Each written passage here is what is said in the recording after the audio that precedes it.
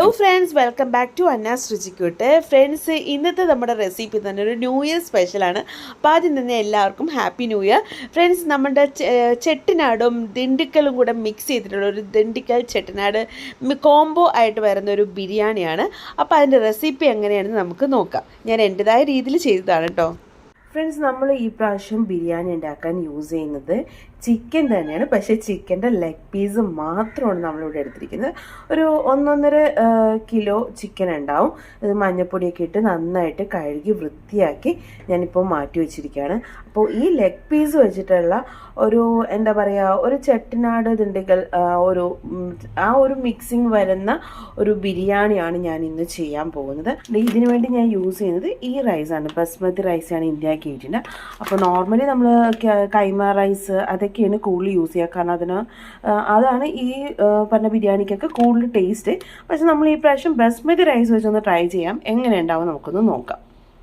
ഞാനിപ്പോൾ ഇതേ നമ്മുടെ ബസ്മതി റൈസ് നന്നായിട്ട് കഴുകി വൃത്തിയാക്കി വെച്ചിട്ടുണ്ട്. ഇനി നമുക്കിതിൽ വെള്ളം ഒഴിച്ച് ഒരു 10-20 മിനിറ്റ് നമുക്കിങ്ങനെ കുതിരാൻ വെക്കണം. അതിനുശേഷം വേണം എടുക്കാൻ. ഞാനിപ്പോൾ എടുത്തിരിക്കുന്നത് ഗ്ലാസ് അളവ് പറഞ്ഞാൽ ഈ ഒരു ഗ്ലാസിൻ്റെ വലിപ്പത്തിലാണ് എടുത്തത്. ഒരു 5 ഗ്ലാസ് അളന്നെടുത്തു. നമ്മൾ ഏത് ഗ്ലാസ് അല്ലെങ്കിൽ ഏത് കപ്പ യൂസ് ചെയ്യണം ആ ഒരു അളവിൽ നിങ്ങൾക്ക് എടുക്കാം. അപ്പോൾ അതനുസരിച്ച് വെള്ളം എടുക്കാൻ പറ്റും. അതായത് നമ്മളൊരു 10-20 മിനിറ്റ് ഇത് കുതിരാൻ വെക്കുകയാണെങ്കിൽ നമുക്കൊരു എന്താ പറയുക, ഒരു 1.5 കപ്പ് വെള്ളം എടുത്തത്, അതായത് 1 കപ്പ് അരിക്ക് 1.5 കപ്പ് വെള്ളമായിട്ട് എടുത്താലും മതി. അപ്പോൾ ഇത് നമുക്ക് കഴുകി വൃത്തിയാക്കിയിട്ടുണ്ട്. അതേപോലെ ഞാൻ പറഞ്ഞു, ചിക്കൻ ഞാൻ കഴുകി എടുത്തിരിക്കുന്നത്. ഇത് പീസ് കണക്കാണെങ്കിൽ ഒരു 14 ലെഗ് പീസ് വരുന്നുണ്ട് കേട്ടോ.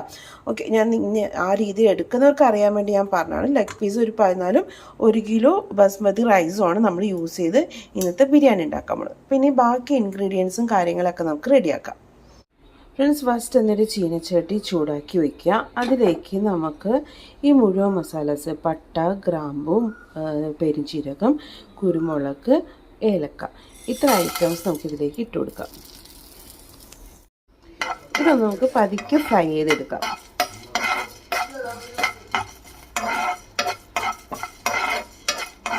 ഇപ്പം നമ്മളിത് അത്യാവശ്യം ഒന്ന് ഫ്രൈ ചെയ്തെടുത്തു, കരിഞ്ഞു പോകരുത്. ഇനി നമുക്കിത് ഗ്യാസ് ഓഫ് ചെയ്തിട്ട് ഒരു മിക്സിയുടെ ജാറിലേക്ക് ഇട്ട്,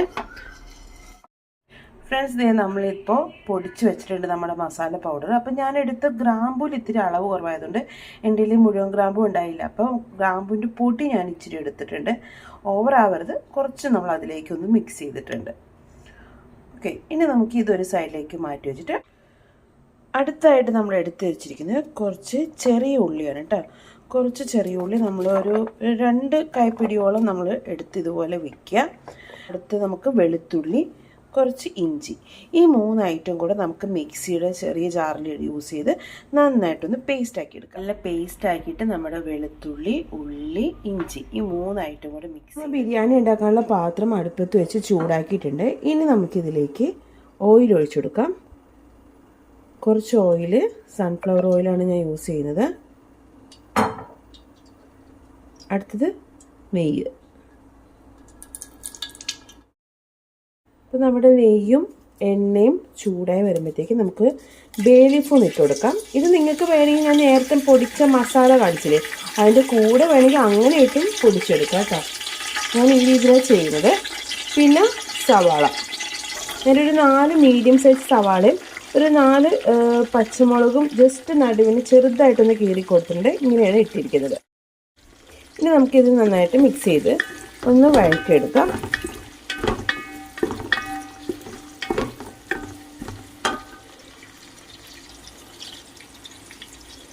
നമുക്കിതിലേക്ക് സ്വല്പം ഉപ്പിട്ട് കൊടുക്കാം. എന്നിട്ട് നന്നായിട്ട് മസാല ഒരു ബ്രൗൺ കളർ വരെ, അതായത് മസാല അല്ല, നമ്മൾ സവാള ഒരു ബ്രൗൺ കളർ വരണ വരെ നമുക്കിതൊന്ന് വഴറ്റിയെടുക്കാം. നമ്മുടെ സവാള അത്യാവശ്യം ഈ ഒരു രീതിയിലേക്ക് വന്നിട്ടുണ്ട്. അപ്പോഴത്തേക്ക് നമുക്ക് കുറച്ച് മല്ലിയില ഇട്ട് കൊടുക്കാം, കുറച്ച് പുതിനയില, ഒരു പിടി വീതം. ഇതും കൂടി ഇട്ട് നന്നായിട്ട് മിക്സ് ചെയ്യുക. കാരണം ആദ്യം തന്നെ നമ്മുടെ എണ്ണയിലിട്ട് ഈ മല്ലിയിലയും പുതിനയിലേക്ക് ഇടുമ്പോൾ ഒരു ഫ്ലേവർ ശരിക്കും ഇറങ്ങും. അതിനു വേണ്ടിയാണ് നമ്മൾ ഇടുന്നത്. സവാള ഒരു ഇതായി കഴിയുമ്പോൾ ഇത് വേണമെങ്കിൽ എണ്ണയിൽ ആദ്യമേ ഡയറക്റ്റ് ഇടണമെങ്കിൽ അങ്ങനെയും ഇടാം കേട്ടോ.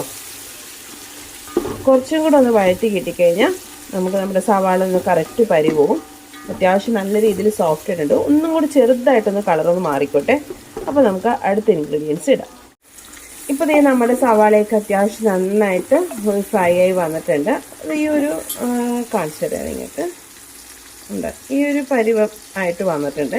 ഇനി നമ്മൾ എന്താ ചെയ്യാൻ വന്നാൽ ഇതൊരു സൈഡിലേക്ക് പതുക്കെ ഒന്ന് മാറ്റി കൊടുക്കാം. ഓക്കെ, ഉണ്ടോ? എന്നിട്ട് തീ ഒന്ന് നന്നായിട്ട് കുറക്കാം. എന്നിട്ട് ഞാനിവിടെ കാശ്മീർ ചില്ലി പൗഡർ എടുത്തിരിക്കുന്നത് ഇതൊരു 2.5 ടേബിൾ സ്പൂൺ ഉണ്ട്. അത് ഞാൻ ഇതിലേക്ക് ഇട്ട് കൊടുക്കുന്നു. എന്നിട്ട് ഒന്ന് പതുക്കെ ഒന്ന് അതിൻ്റെ ഒരു പച്ച മണം മാറാൻ വേണ്ടി ഇതുപോലെ ഒന്ന് പതുക്കെ മൂപ്പിച്ചെടുക്കണം കേട്ടോ. ഓക്കെ, ഉണ്ടോ? ഇത്രയും മതി. ഇനി ഇതിലേക്ക് നമ്മൾ നേരത്തെ വഴറ്റിയ സവാളയും കൂടെ മിക്സ് ചെയ്ത് എല്ലാം കൂടെ ഒന്ന് ആഡ് ചെയ്യാം. നമ്മളിതിൽ വേറെ പൊടികൾ, അതായത് മല്ലിയില, അങ്ങനെ മല്ലിപ്പൊടി അങ്ങനെയുള്ളതൊന്നും കൂടുതൽ നമ്മളിതിൽ ഇടുന്നില്ല. മല്ലിപ്പൊടിയൊന്നും ഒട്ടും യൂസ് ചെയ്യുന്നില്ല. കണ്ടോ? ഇതുപോലെ നന്നായിട്ടൊന്ന് മിക്സ് ചെയ്യാം. അപ്പോൾ ആ മുളക് പൊടിയുടെ പച്ച മണമൊക്കെ ഫുൾ മാറിക്കിട്ടും. തീ കൂടിപ്പോകരുത്. എപ്പോഴും മുളക് പൊടി ഇടുമ്പോൾ തീ ആദ്യമേ തന്നെ കൂടുതലാവരുത്. പിന്നെ ഞാൻ ഇതിലിടുന്നത് ഒരു 2 ടീസ്പൂൺ ബിരിയാണി മസാല പൗഡർ ഇടുന്നുണ്ട്. നിങ്ങൾ ഏതാ യൂസ് ചെയ്യുന്നിടത്ത് ആ ബിരിയാണി മസാല പൗഡർ ഇതിൽ യൂസ് ചെയ്യാം. അപ്പോൾ അതും ഇട്ട് ഒന്ന് മിക്സ് ചെയ്ത് കൊടുക്കുക.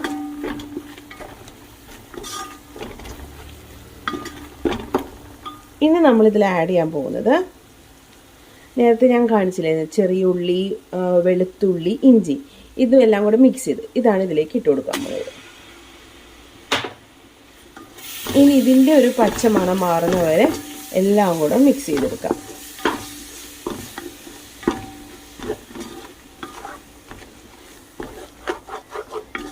ഈ സമയത്ത് നമുക്ക് എണ്ണ കുറവായിട്ടൊക്കെ തോന്നുകയാണെങ്കിൽ നമുക്ക് കുറച്ച് എണ്ണയൊക്കെ ഈ സമയത്ത് ആഡ് ചെയ്ത് കൊടുക്കാവുന്നതാണ്.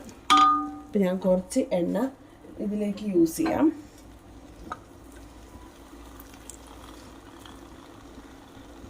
ഇതൊക്കെ നമ്മുടെ ഓരോരുത്തരുടെയും ഇഷ്ടം അനുസരിച്ച് ചെയ്താൽ മതി. എരിവും എണ്ണയും ഉപ്പൊക്കെ നിങ്ങൾ ഓരോരുത്തരുടെയും അളവിന് യൂസ് ചെയ്യാം. ഞാൻ ഒരു കൈ കൊണ്ട് ക്യാമറ പിടിച്ചുകൊണ്ടാണ് ചെയ്യുന്നത്, അതുകൊണ്ടാണ് ഇങ്ങനെ എടുക്ക് ഷേക്ക് ആവുന്നത്.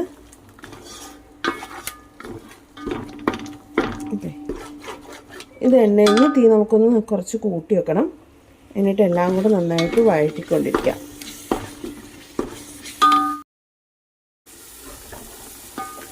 ഇപ്പോൾ ഇഞ്ചിയും പച്ചമുളക്, ഇഞ്ചി പേസ്റ്റ്, വെളുത്തുള്ളി, ഉള്ളി, അതിൻ്റെയൊക്കെ ആ ഒരു പച്ച സ്മെല്ലൊക്കെ മാറി അത് നന്നായിട്ടൊന്ന് വഴറ്റി കിട്ടിയിട്ടുണ്ട്.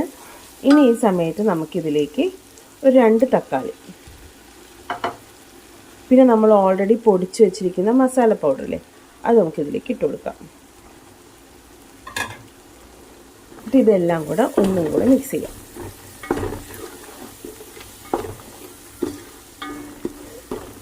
ഇനി ഇതൊരു എണ്ണ തെളിഞ്ഞ് തന്നെ വരെ നല്ല രീതിയിൽ വഴറ്റി, ഈ മസാല എത്രത്തോളം നല്ല വഴറ്റിയെടുക്കുന്നത് നമ്മുടെ തക്കാളിയൊക്കെ ഉടഞ്ഞ് കിട്ടണവരെ നമ്മൾ ചെയ്യണം.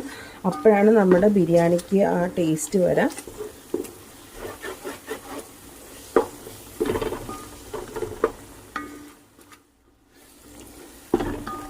തക്കാളിയൊക്കെ ഒന്ന് ഇതായി ഉടഞ്ഞ് വരുന്നുണ്ട്.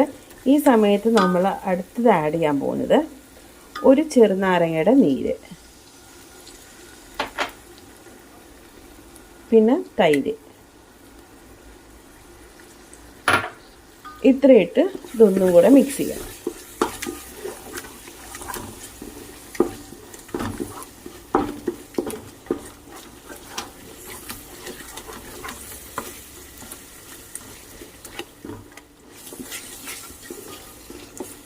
കുറച്ച് ഉപ്പും കൂടി ഇട്ട് കൊടുക്കാം.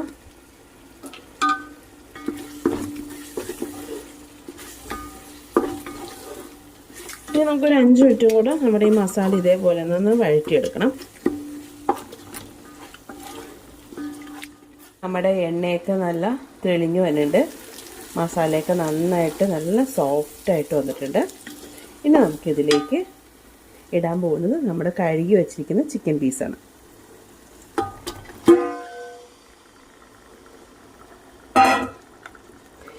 ഇനി ചിക്കൻ പീസ് എല്ലാം കൂടെ ഒന്ന് മിക്സ് ചെയ്യാം.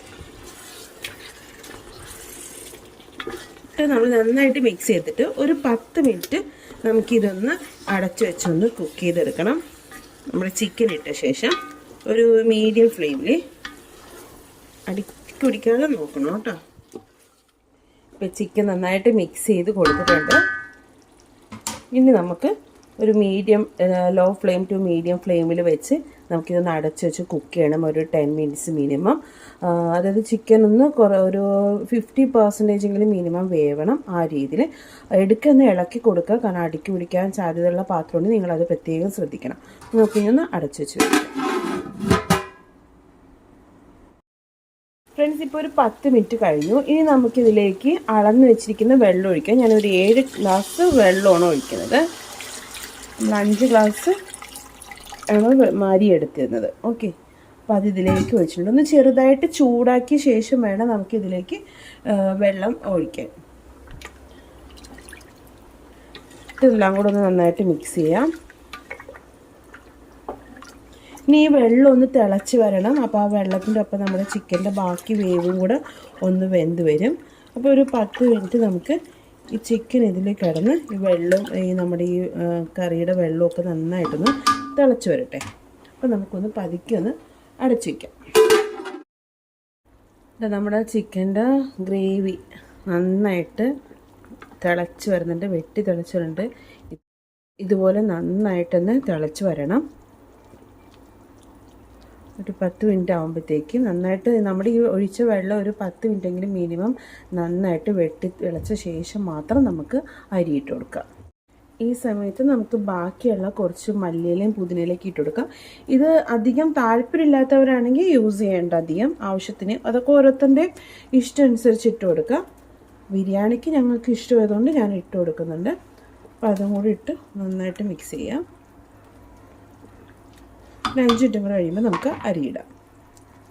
നന്നായിട്ട് വെട്ടി തിളച്ചിട്ടുണ്ട്. ഒരു 10 മിനിറ്റ് കഴിഞ്ഞു. ഇനി നമുക്ക് കഴുകി കുതിർത്ത 10-20 മിനിറ്റ് കുതിർത്ത നമ്മുടെ ബസ്മതി റൈസ് ഇട്ട് കൊടുക്കാം.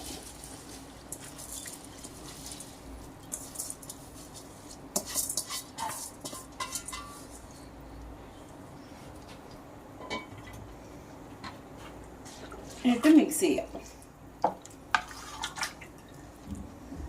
ഈ സമയത്ത് ഉപ്പ് കാര്യങ്ങളെല്ലാം നോക്കേണ്ടത് ഈ ഒരു ടൈമിലാണ്. നമ്മൾ നോക്കുമ്പോൾ ഒരു ചെറിയൊരു ഇത് നമ്മൾ ഉപ്പ് മുന്നേ നിൽക്കണം, എന്നാലും അരി വെന്ത് വരുമ്പോഴത്തേക്കും കറക്റ്റ് ഉപ്പാവുള്ളൂ ബിരിയാണിക്ക്. ശരിക്കൊന്ന് മിക്സ് ചെയ്യാം. ഇനി ഒരു മീഡിയം ഫ്ലെയിമിൽ വെച്ചിട്ട് വേണം ഇതൊന്ന് വേവിച്ചെടുക്കാൻ. അതായത് കുറച്ച് വെള്ളം ഒന്ന് വറ്റി വരണം. അതുവരെ നമുക്കൊരു മീഡിയം ഫ്ലെയിമിൽ വെച്ചിട്ട് കുക്ക് ചെയ്തെടുക്കാം. ഉപ്പൊക്കെ നോക്കി അതനുസരിച്ച് ഇട്ടോളാം. ഓക്കെ, അതേ നമ്മുടെ വെള്ളമൊക്കെ ഒരുവിധം വറ്റി വന്നിട്ടുണ്ട്. ഈ ഒരു പരുവോണം. ഈ ഒരു ടൈമിലാണ് നമ്മൾ ഇനി ചെയ്യേണ്ടത് തീ വളരെ ലോ ഫ്ലെയിമിലോട്ട് വെക്കുക. നമ്മൾ നേരത്തെ ഒരു മീഡിയം ഫ്ലെയിമിൽ വെച്ചിട്ടല്ലേ ഇത് ചെയ്തത്. ഇനി ഒരു ലോ ഫ്ലെയിമിലോട്ട് വെക്കണം.